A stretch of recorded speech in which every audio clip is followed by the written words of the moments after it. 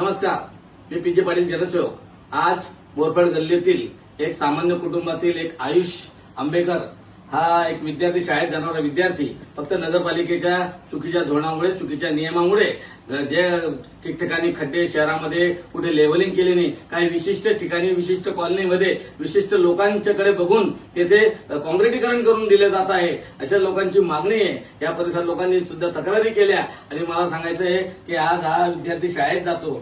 शाळेतला विद्यार्थी आज जर तिथे खड्डा नसतं, त्याची लेवल व्यवस्थित नसते केली असती तर आज त्याच्यावर प्रकार घडला नसता. त्याची आई आपण हे बघू शकतात, ही फक्त 200 रुपये रोजगारी कामाला जाणार ही आमची भगिनी, लाडकी बहीण. मला सांगा ती कुठं जाईल? आज ती किती दिवसांहून घरी आहे आणि 30 ते 35,000 रुपये खर्च आज या ताईला आलेला आहे. हा माझ्या सर्वांची आमची मागणी आहे, गल्लीच्या नागरिकांची मागणी की याचा खर्च नगरपालिका प्रशासनाने खर्च करून, नगरपालिकेच्या प्रशासनाच्या या दुर्लक्षामुळे जे ठिकठिकाणी ऍक्सिडेंट होत आहेत, ठिकठिकाणी विद्यार्थी असतील, महिला भगिनी असतील ज्यांना लागतंय, तर मी मागे व्हिडिओत आवाहन केलं होतं. त्यांची मागणी आहे की नगरपालिका प्रशासनाने यांना तात्काळ काहीतरी भरपाई करून द्यावी, अशी या सगळ्यांची मागणी आहे. हा प्रभाग क्रमांक 7 आहे. या 7 प्रभागातील नगरसेवक असतील, यांनी तर तात्काळ येऊन बघितलं पाहिजे की आमच्या वार्डातला हा विद्यार्थी पडलेला आहे. म्हणजे मला सांगा, हा पडल्यानंतर त्यांनी जागरूकता आली आणि नंतर त्यांनी चालू मुरुम टाकला आणि ते खड्डे बुजले. दाखवून द्या फक्त तेवढं.